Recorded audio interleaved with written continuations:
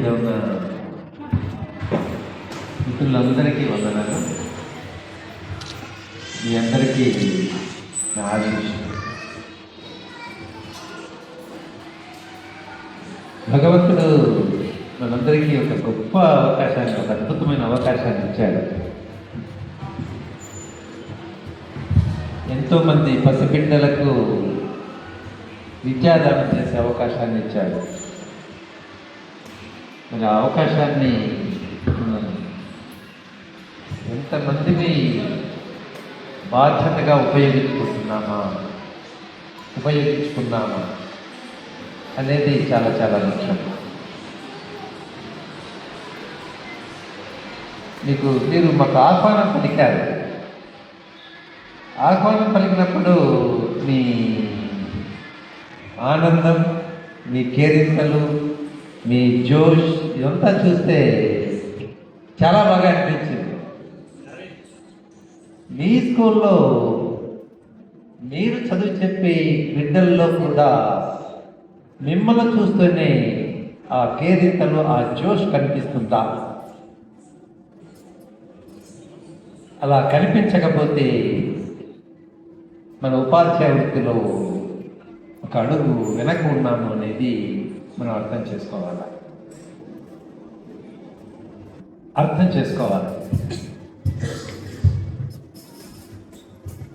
మన బిడ్డలు అక్కడ ఎవరైతే చదువుతూ ఉన్నారో వాళ్ళలో ఆ సంతోషం, ఆ కళ్ళలో ఆ సంతోషాన్ని టీచర్ ఎప్పుడైతే చూడగలుగుతాడో అప్పుడే మన వృత్తికి సార్థకత చేకూరుతుంది. గట్టిగా నమ్ముతారు. అప్పుడు మీరు ఇక్కడ చదివే రోజుల్లో ఒక 5 బెస్ట్ అవైలబుల్ స్కూల్స్ అని పెట్టి ఆ 5 స్కూళ్ళకు పంపించేవాళ్ళం. ఆ స్కూళ్ళలో ఒక స్కూల్ పరిగి మండలంలో సుబ్బారావుపేట, సుబ్రాయనపల్లి, వేణుమాధవరావు టీచర్. ఆ స్కూల్కి నేను ఒకసారి విజిట్ వెళ్ళాను. స్కూల్లో మనకు అప్పుడు పోస్ట్ బాక్స్ అనేది ఒకటి కనిపించేది. ఆ పోస్ట్ బాక్స్ మ్యాండేటరీ, ఖచ్చితంగా ప్రతి స్కూల్లో అమలు చేయాలి కదా. నేను ఆ పోస్ట్ బాక్స్ని ఏమి తీసుకొని రా, ఆ పోస్ట్ బాక్స్ ఓపెన్ చేసి తీసుకొని వచ్చాడు. తీసుకొని వస్తే ఒక పిల్లవాడు, 4వ తరగతి పిల్లవాడు ఆ లెటర్ రాశాడు. ఆ పిల్లవాడు రాసింది ఏంటి అంటే, సార్ నేను మీరు భాగహారం చెప్పినారు, ఆ భాగహారం నాకు సరిగా అర్థం కాలేదు, నాకు ఇంకోసారి నాకు చెప్పండి సార్ అని అన్నాడు. అంటే మన పాఠశాలలో చదివే బిడ్డలు తమ సందేహాలను అడగగలిగే పరిస్థితి ఏనాడైతే మనం ఇవ్వగలుగుతామో, అలాంటి వాతావరణాన్ని మనం ఎప్పుడైతే సృష్టించగలుగుతామో అప్పుడు మాత్రమే మనం ఉపాధ్యాయుడిలో ఒక అడుగు ముందుకు వేసినట్టుగా మనం భావించాలి. కాబట్టి ఇదంతా కూడా ఆ పిల్లలు స్వేచ్ఛగా మాట్లాడే అవకాశం, మనస్ఫూర్తిగా వాళ్ళ భావాలు మీకు చెప్పే అవకాశాన్ని మీరు ఇవ్వకపోతే ఒక రాయికి ఒక ఉపాధ్యాయునికి మధ్య తేడా ఉంటుంది అని నేను అనుకోవడం లేదు. మీరంతా రాళ్ళతో సమానంగా నేను భావిస్తాను.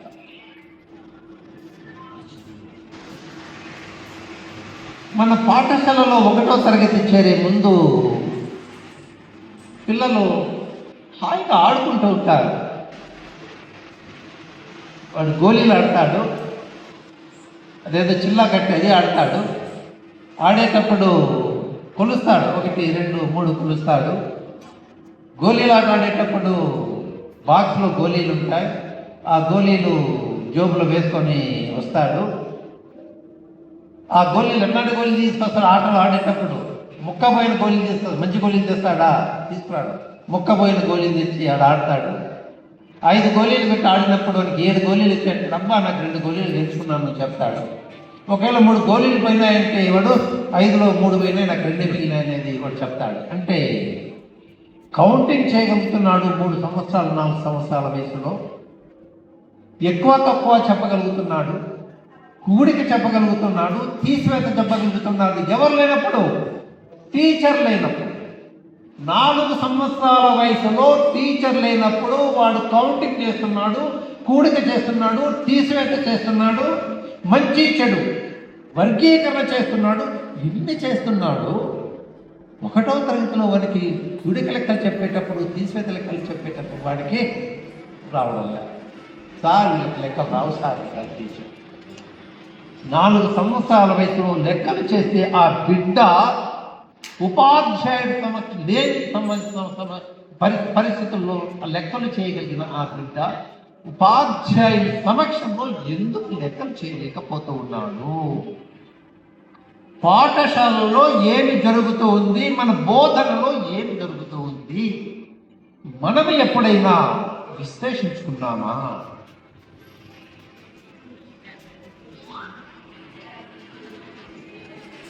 ఖచ్చితంగా మనం విశ్లేషించుకోవాల్సినటువంటి అవసరం ఉంది. అలా చేయలేకపోతే ఉపాధ్యాయులుగా మనకు ఉనికే ఉండదు. పసిబిడ్డలు బుడిబుడి అడుగులు వేస్తూ ఉంటారు, వచ్చిరని మాటలు మాట్లాడుతూ ఉంటారు, అమ్మను రకరకాల సందేహాలతో విసిగిస్తూ ఉంటారు. సూర్యుడు ఇటువైపు వస్తాడు, ఇటువైపు మునుగుతాడు, మళ్ళీ పొద్దున ఇటువైపు వస్తున్నాడు కదమ్మా, కింద ఏమన్నా తీసుకొని మళ్ళీ ఇక్కడికి వస్తున్నాడా అంటాడు. అమ్మకి జవాబు తెలియదు. సైకిల్ 2 చక్రాలతో నిలబెట్టినోడు పడిపోతుంది, తొక్కేటప్పుడు ఎందుకు పడిపోదమ్మా అంటాడు. అమ్మకి జవాబు తెలియదు. వాడి దాడి తట్టుకోలేక, వాడి సందేహాలను నివృత్తి చేయలేక, ఈ విధంగా ఇంకా 4 రోజుల తర్వాత మాట్లాడుతుంటే బాగుండు, అప్పుడే మాట్లాడుతూ నా ప్రాణం తీస్తున్నాడే అని అనుకున్న తల్లులు చాలా మంది ఉంటారు. అవునా కాదా? అవునా కాదా? ఇన్ని సందేహాలు అడుగుతున్న ఆ బిడ్డ, ఇన్ని ప్రశ్నలు అడుగుతున్న ఆ బిడ్డ పాఠశాలలో 1వ తరగతిలో చేరిన క్షణం నుంచి మాట్లాడడం మానేస్తున్నాడే.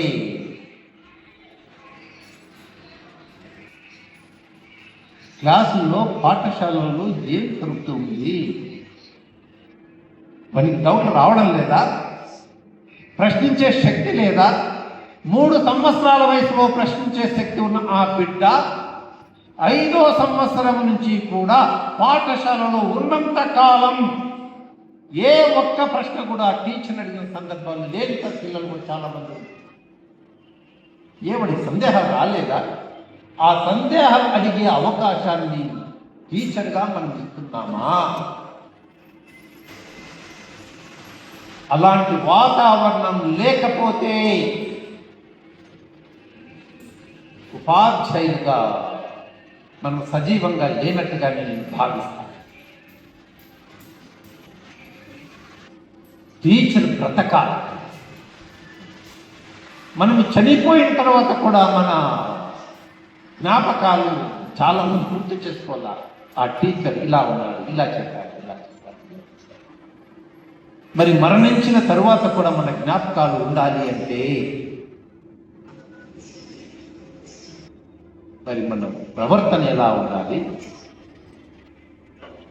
మనం పాఠాలు చెప్పే విధానం ఎలా ఉండాలి, పిల్లలతో గడపాల్సిన విధానం ఎలా ఉండాలి, ఇవన్నీ కూడా టీచర్ ఒకసారి గుర్తు చేసుకోవాల్సిన అవసరం ఉంది, విశ్లేషించుకోవాల్సిన అవసరం ఉంది.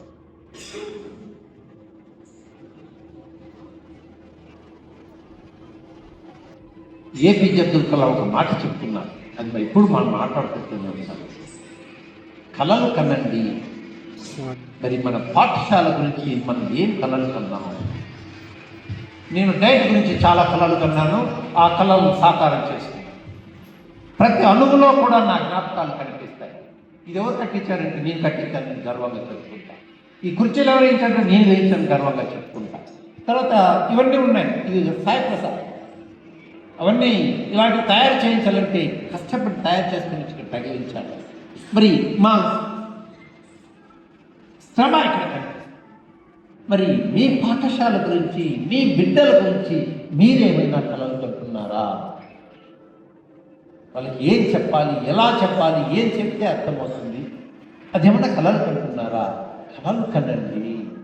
మీ పాఠశాలను ఏం చేస్తే బాగుంటుంది, మీ పిల్లలకు ఏమి ఇస్తే బాగుంటుంది, ఎలా చెబితే బాగుంటుంది అనేది కలలు కంటారు.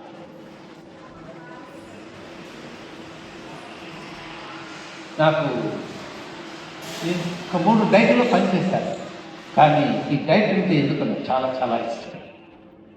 నా కుటుంబం కన్నా, నా భార్య బిడ్డల కన్నా ఇదంటే నాకు చాలా ఇష్టం. అప్పుడు అనుకునేవాడిని, సర్వీస్లో ఉన్నాను, సర్వీస్ దగ్గరికి వచ్చేటప్పుడు చేప పిల్ల నీళ్ళలో ఉంది కదా, నీళ్ళలో నుంచి బయటకు వేస్తే చచ్చిపోతుంది కదా, నేను కూడా రిటైర్ అయిపోయి డైట్ నుంచి బయటకు వస్తే చచ్చిపోతానేమో అని భగవంతుడు నాకు ఏదో శక్తి ఇచ్చాడు, చచ్చిపోలేక. అంత ప్రేమ పెంచుకున్నాను ఈ సంస్థ మీద. ప్రతి క్షణం కూడా ఏదో ఈ బిడ్డలకు మంచి జరగాల, రకరకాల కార్యక్రమాలు పెట్టాలా, ఏం చేస్తే బాగుంటుంది అని మీ గురించి ఎక్కువగా ఆలోచన చేసేవాడు. ఆ ఆలోచన చేసే క్రమంలో అప్పుడప్పుడు మిమ్మల్ని కోపడి, ఇందాక రవి ఒక మాట అన్నారు, ఆలస్యంగా వస్తే ఎందుకు ఆలస్యంగా వచ్చావంటే టిఫిన్ తినలేదు సార్, అన్నం ఏదో తినలేదు అంటే, ఒక పూట తినకపోతే చచ్చిపోతావా అని అంటారు. ఖచ్చితంగా అంటారు. అలాంటి కటువు మాటలు కూడా మాట్లాడి ఉంటారు. అలాంటి కటువు మాటలు ఏమైనా మాట్లాడి ఉండింటే అప్పుడు మీరు శిష్యులుగా నమ్ముతుంది. ఎందుకంటే మీ బాగోగులు, మీరు భవిష్యత్తులో మంచి టీచర్లుగా బ్రతకాలా, బాగా ఎదగాల, మీ గురించి 10 మంది చెప్పుకోవాలా అని ఎక్కువగా కోరుకుంటారు. ఈ మధ్య ఒక చిన్న సంఘటన, అనంతపురంలో ఒక టీచర్ కాసిం అని, ఆయన గొట్లూరులో ఎప్పుడో పనిచేశాడు, ప్రైమరీ స్కూల్లో పనిచేశాడు కాసిం టీచర్. ఆయన రిటైర్ అయిన తర్వాత ఆయన దగ్గర ప్రైమరీ స్కూల్లో చదివిన పిల్లలు ఇంత పెద్ద పెద్ద వాళ్ళు అయిపోయినారు, ఆఫీసర్లు, ఉద్యోగులు, టీచర్లు, రెవెన్యూ డిపార్ట్మెంట్ ఎక్కడో అంతా ఉన్నారు. రిటైర్ అయిన తర్వాత ఆయన తీసుకొని వచ్చి గొట్టూరు గ్రామానికి తీసుకొని వచ్చి ఆయనకు ఒక బండి కట్టి, బండిలో సింహాసనం లాగా వేసి ఆయన కూర్చోబెట్టి ఊరంతా పిల్లలు లాగి ఆయన సన్మానం చేశారు. ఎప్పుడు ఆయన దాదాపు 30-35 సంవత్సరాల తర్వాత ఆయన పనిచేసిన స్కూల్లో నుంచి బయటికి వెళ్ళి 35 సంవత్సరాల తర్వాత రిటైర్ అయిన తర్వాత ఆ పిల్లలు ఆయన సన్మానం చేశారు. అని ఆయన ఎంత గొప్పగా చెప్పి ఉంటే, ఎంత గొప్పగా పిల్లలను అభిమానించి ఉంటే,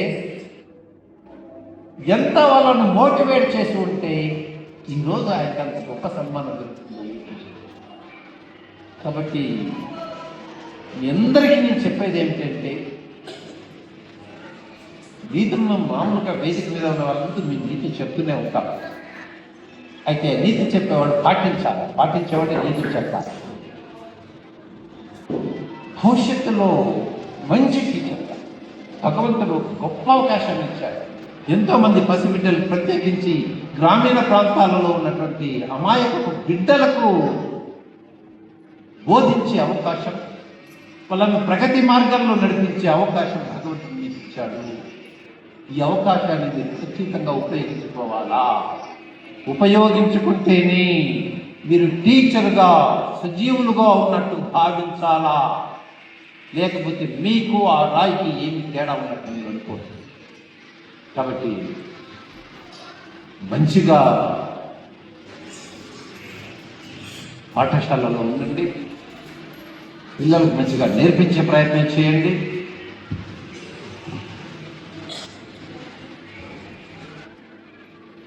పిల్లల్ని ప్రశ్నించడానికి అవకాశం ఇవ్వండి, వాళ్ళకు ఆనందంగా గడపండి, వాళ్ళ సందేహాలు నివృత్తి చేసుకునే అవకాశాన్ని ఇవ్వండి. పిల్లల్ని ఎంకరేజ్ చేయాలి. ఒకసారి మీకు చెప్పుకుంటానేమో, రాజస్థాన్లో ఒకసారి నేషనల్ లెవెల్ సెమినార్ నడిచింది. అక్కడ సెకండ్ అయిపోయిన తర్వాత థర్డ్ డే ఒక స్కూల్ విజిట్ చేద్దామని అని అన్నారు.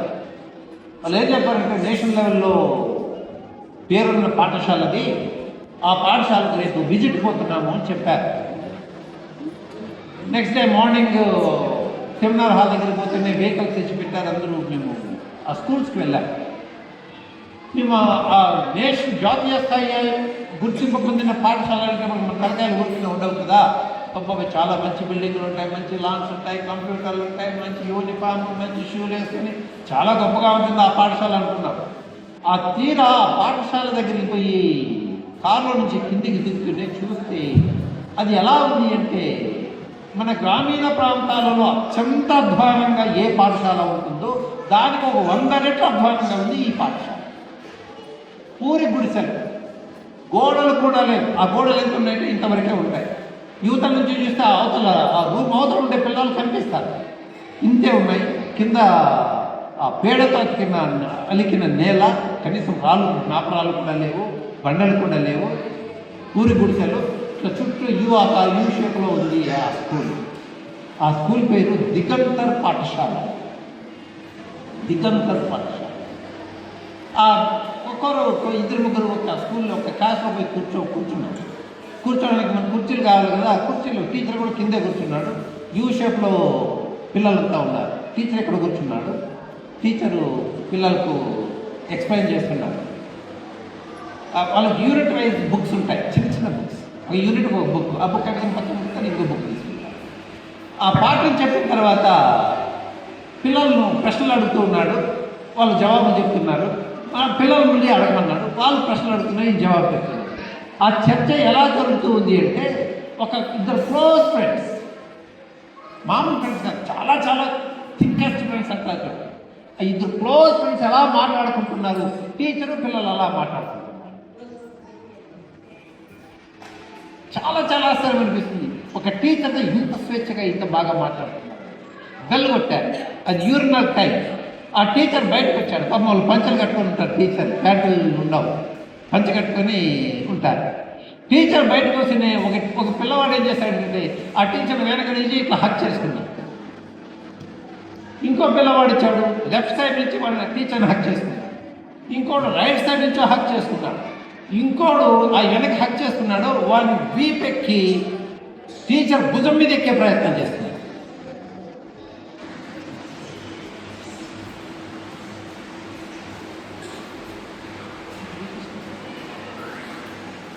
టీచర్ అమ్మ పిల్లకి పట్ట తిరగట్టుకుని బయలుదేరిందమ్మ.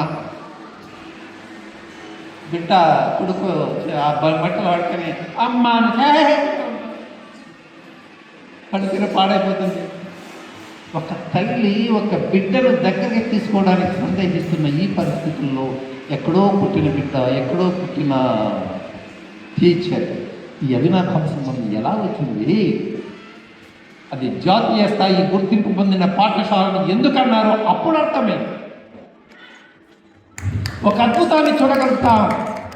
మరి పిల్లలను ఎప్పుడైనా వాడు మంచిగా చదివేటప్పుడు భుజం తట్టి వారిని ప్రోత్సహించామా? ఎంతమంది టీచర్లు ప్రోత్సహిస్తున్నారు? ఎంత గొప్పగా చదువుతున్నారు నువ్వు, చదువు అని మనము అని ప్రోత్సహించిన సందర్భాలు ఎన్ని ఉన్నాయి? ఎప్పుడైతే ఆ బిడ్డను మనము ప్రోత్సహించగలుగుతామో అప్పుడు మాత్రమే బిడ్డ నేర్చుకుంటాడు. టీచర్ ఇచ్చేవాడు బిడ్డ నేర్చుకునేవాడు తీసుకునేవాడు అనుకుంటాం, కానీ ఇచ్చేవాడు తీసుకోవాలి కదా, ఇస్తే తీసుకోవాలి కదా. తీసుకోలేనప్పుడు నువ్వు ఇచ్చేదేమో నీ దగ్గర ఉండిపోతుంది, వాళ్ళ దగ్గర ఏమీ ఉండదు. కాబట్టి తీసుకోవడానికి కూడా మనకు శక్తి ఉండాలి, ఇవ్వడానికి కూడా శక్తి ఉండాలి. ఒక వ్యక్తికి ఇద్దరు కవల పిల్లలు, ఇద్దరికి ఒకే రోజు బర్త్డే వచ్చింది. ఒక 5 సంవత్సరాల తర్వాత వాళ్ళు 1వ క్లాస్లో చేరారు. వాళ్ళ నాన్న ఏం చేశాడంటే 2 బాక్సులు తెచ్చి చాక్లెట్లు పెట్టేసి ఇద్దరిని మీ ఫ్రెండ్స్కి ఇచ్చేస్తామన్నారు. పోతూ ఉంటే ఇద్దరిని వెనక్కి పిలిచాడు. ఆయన కండిషన్ పెట్టినాడు. ఏం కండిషన్ పెట్టినాడంటే మిమ్మల్ని చూసి ఎవరైతే నవ్వుతారో వాళ్ళకి మాత్రమే చాక్లెట్ ఇవ్వాలి, నవ్వకపోతే చాక్లెట్ ఇవ్వకూడదు అని చెప్పినాడు. ఇద్దరు పోయినారు. 1 గంట తర్వాత పెద్దది వచ్చింది. దాన్ని బాక్సులు కట్టే చాక్లెట్ ఉన్నాయి. ఏమ్మా అంటే ఎవరికి ఇవ్వలేదు. ఎందుకు ఇవ్వలేదంటే నన్ను ఎవరు నవ్వలేదు అని చెప్పి రెండోది వెంటనే వచ్చింది. అది ఖాళీ బాక్స్తో వచ్చింది. ఏంటమ్మా ఖాళీ ఉన్నాయి బాక్స్లో చాక్లెట్లు లేవంటే అందరికీ ఇచ్చేసినాను. మరి అందరూ నవ్వారా నిన్ను చూసి? అందరూ నవ్వారు. ముందు నా ఫ్రెండ్ని చూసి నేను నవ్వాను, నేను నవ్వుతూనే నా ఫ్రెండ్ నవ్వింది, నవ్వుతూనే నేను చాక్లెట్ ఇచ్చాను. ఇద్దరు టీచర్, ఇద్దరు మనం టీచర్లు అనుకుంటే పెద్దది టీచర్, చిన్నది టీచర్. పెద్దది ఇవ్వాలనుకుంది, ఇవ్వలేకపోయింది.